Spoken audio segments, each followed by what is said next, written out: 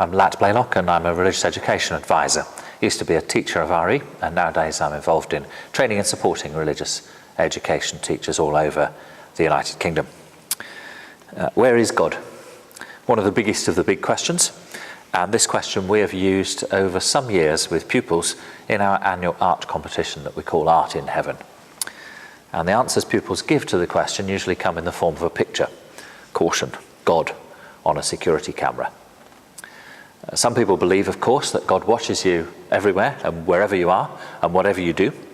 Some people suspect that God is only to be found in church. But Christianity, other religions too, assert that God is everywhere. And some forms of different religions assert that God can be found in the most unlikely places. The question's an important one. It's not a difficult one. 5-year-olds can answer the question, where is God?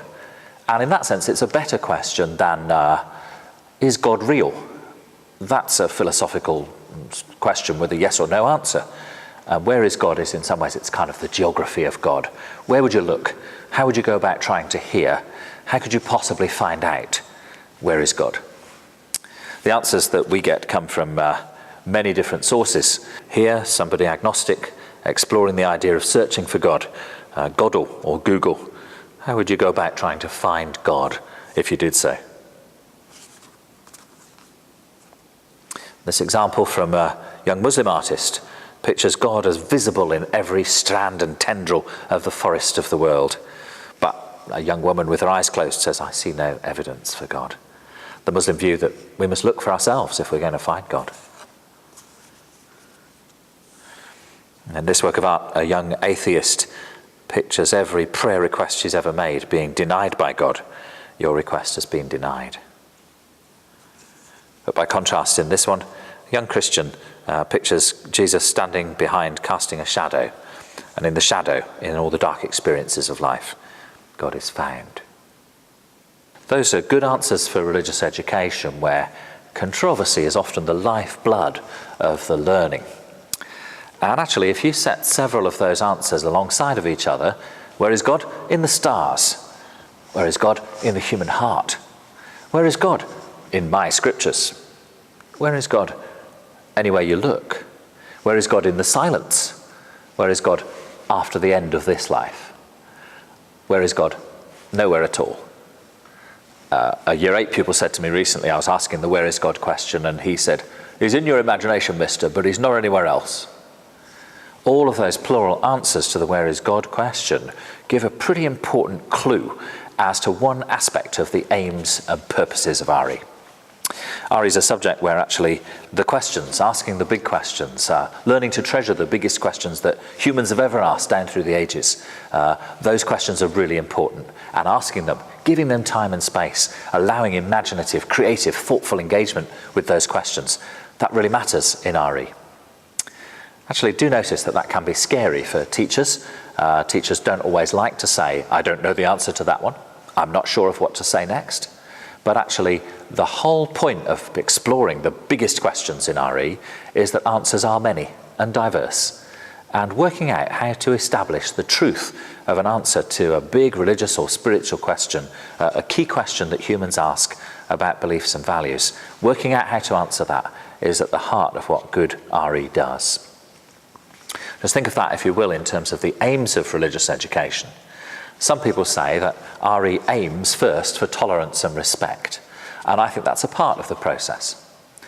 Some people say that what you really want to get from RE is a working knowledge of the Christians and the Muslims, the Hindus and the Jews, the Sikhs and the Buddhists. And I hope that children do learn lots about those different religions from their RE. But the point of RE for me, in the end, is not actually the development of a tolerant attitude to others, or even the accumulation of a wide knowledge base. The point and purpose of RE is actually an inquiry into what it means to be human. And that means exploring in some depth how humans speak of God and how humans understand their own nature and their own relationships. If you like, a description of the aim of RE there might be that it's about the pursuit of truth in community. I quite like the pursuit of truth there because you don't always arrive at the truth and you may not be sure when you have done. But actually together in religious education lessons, children and adults look together at life's biggest questions and go chasing after the truth. That, of course, has an important methodological link as well. When you're teaching in RE, don't imagine that it's a matter of giving out the information and then you're finished. Actually, RE should be an inquiry subject, perhaps more than any other subject on the curriculum, where children, first of all, age 5 and 6, are curious and they show it. They ask a lot of questions. And curiosity leads on to some finding out kind of activities in which they get at some of the answers and realise that one question may have 2 or 3 or 4 or many more answers. So that as pupils explore the questions that they've raised and inquire into the possible answers, then they clarify their own ideas and build up their own ability to reason. Picture it, if you like, as a kind of progression in skills. Be curious, find out, investigate for myself, plan an inquiry, pursue an answer, develop my own ideas of what is true. Where is God? Well, actually, all of those different answers that the pupils have given artistically there show that little searchers can grow up to be medium-sized researchers. If you picture pupils making progress in terms of their inquiry skills in religious education, then see it like this, that every pupil is on a quest for the truth. And that starts with maybe our 5 and 6-year-olds just being curious and asking questions, and the 7 and 8-year-olds pushing that on so that as they find out a bit of stuff to answer some of their questions, then their skills grow and they're able to investigate a question for themselves, to look at various different answers, to plan an inquiry, in fact, to become young researchers as they take the quest for religious meaning and understanding further and further as the years go by. And if they finish RE at 16 with GCSE, or perhaps at 18 with an A-level, actually that's still only the start of the search, because where is God is a question for life, not just for school.